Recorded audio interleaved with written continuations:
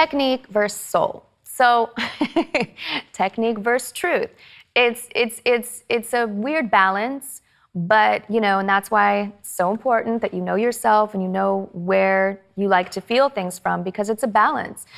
It's a balance that you have to find. I didn't have any technical training growing up, so I can't tell you all the technical terms that are used in sort of relaying music or talking music sheets and notes and things like that. And, somebody told me the word melisma the other day. I didn't even know what that was. I just, I do my thing and I feel my thing and it becomes what it is. And those are the kind of singers that I love. So if everybody went to the same vocal teacher and learned the same notes and how to sing so proper, like you're losing the truth in there. And that's why sometimes I don't like to be too over-rehearsed and whatnot going into a live show or watch myself back and critique myself too hard, is because it's so important for me to live in that moment and to feel my truth and to own it.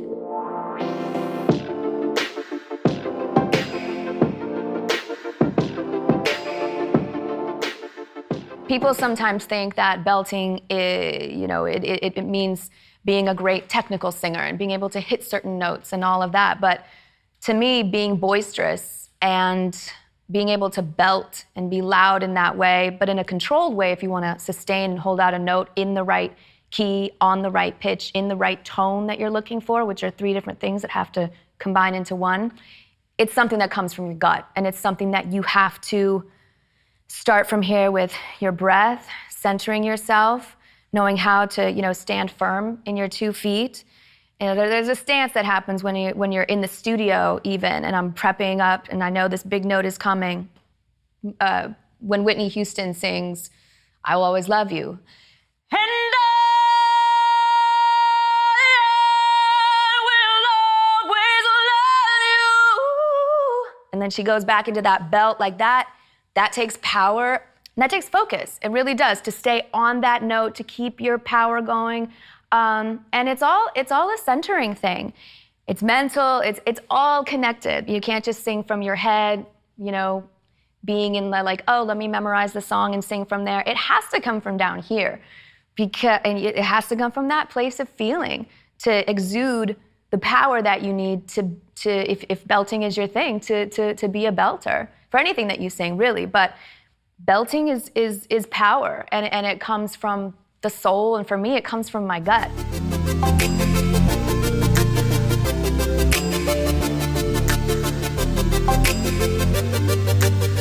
Vibrato comes in all different shapes, sizes, and textures and tones, and to each their own on this one. I'm not one to technically critique somebody's style of vibrato unless it's wavering and uneven, but stylistically, sometimes it's more of a quivery vibrato. And I'm saying, like that's not always my form of vibrato. I think whenever you're using almost a quiet toned vibrato, it's setting a mood. You're setting an environment and almost putting your listener at ease. Say Something as an example. Sometimes the silence is so, almost real all of a sudden that it calls for attention, because it's quiet and it's like, oh, wait, what just happened? That's why a cappella singing sometimes, and, songs that just demonstrate, no music are very powerful.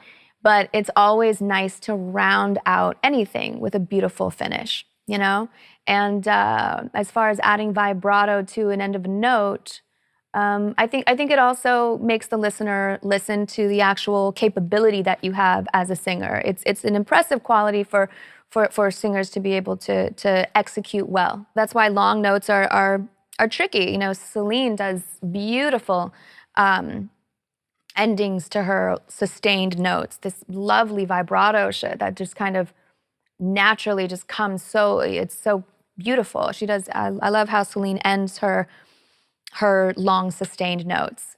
Beautiful vibrato there. I would say listen to her. Maybe you're holding out a note. A great example would be one that I gave yesterday with the Whitney thing. It's an "I Will Always Love You." This one takes super power, yet control, yet restraint, yet projection. So the "and straight note.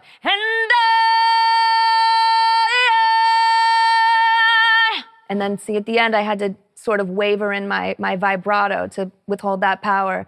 Will always. I mean, you're gonna run out of breath. Practice with that. I mean, it's really hard to execute. I mean, Whitney's one of the greatest, but you know, practice with the greats and see where you stand.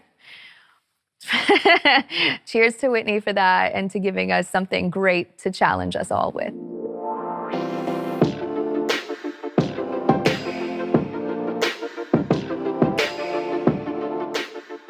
Slides. Slides is another vocal sort of technique.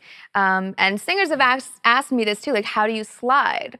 And it's so hard for me to break it down because it's sort of something I naturally feel. But I guess if I were to break it down, it's the whole beginning, it's a gliding sustained note that just rides all the way up, right? To whatever, figure out what the top note you're trying to hit is. In that case, it's what? So you know in your head, go to that place. That's where you want to end up. And in a starting sense, to me, it's a feeling. So I don't know. I don't even know what note that starts on, but to me, it just comes from a core sensibility of, all right, I'm gonna slide up there, and it's just gonna be a takeoff. It's like just a running, catch your breath, get your stance.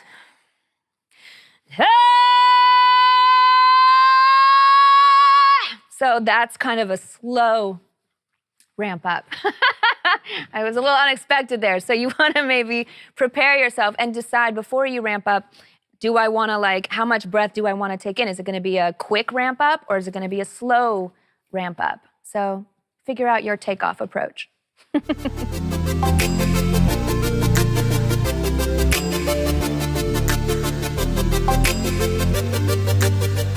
If you want to do an ad-lib, I mean, that opening riff I do for Ain't No Other Man, I want to rehearse that. I want to make sure that all those intricate separated notes are accurate when I record that song. For sure. I don't want a sloppy ad-lib, for sure. If you're going to do an ad-lib, do it right. You know, and sometimes even in my head when I'm recording, I want to break it down.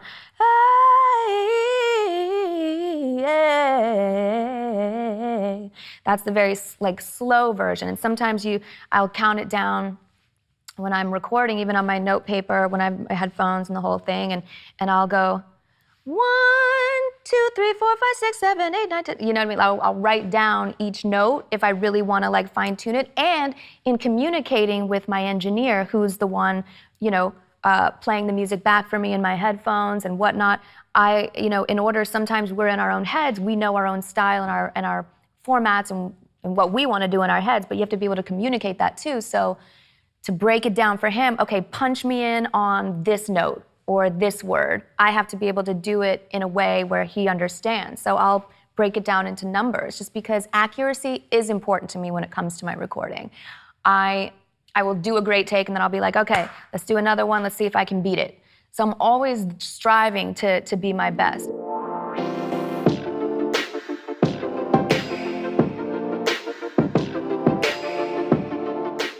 Figuring out a harmony to a song is something that's sort of hard for me to explain and put in words.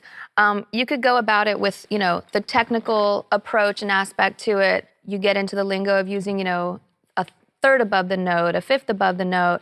Those are different harmonies where you can go above the note or below the note, but it's a specific kind of a note that blends, not in unison because that would be an octave, but sort of blends in a harmonious way that works with the existing notes. So it's two separate notes that just sound good together.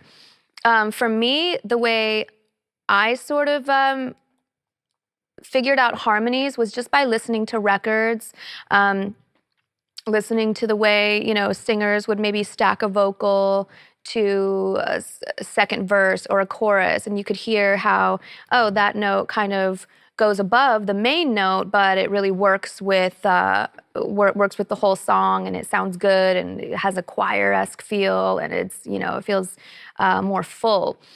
And sometimes it's just playing around by yourself and figuring out, in the car when I was younger, I used to sing along with the radio and kind of sing along and figure out what a harmony was and play around with that idea. And you use your ear to hear just what sounds good. And one of the songs I used to do that with at the time, growing up, "Killing Me Softly" and Lauryn Hill, Fugees record, their version of it. And I remember she went to a place in the bridge where, or it was some kind of a breakdown part where she did like sort of this ad lib. It was, oh, whoa,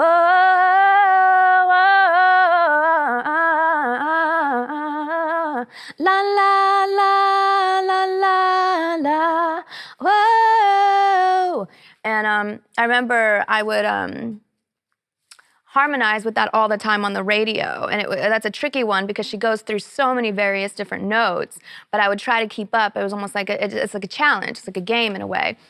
Almost try to keep up with, figuring out what the harmony note is as each note begins to change. So whenever she would go, whoa, I'd go, whoa, whoa, and then trickle down to wherever the rest of it was at. But you kind of have to just sing along with something and practice. And I remember, don't get discouraged by people that don't know, by the way, because I remember my manager at the time, who I'm not sure had quite an ear for music, but he was in the front seat of the car. I was in the back seat, and I was like just singing quietly to myself to this particular harmony note I'm talking about, this ad lib in the song.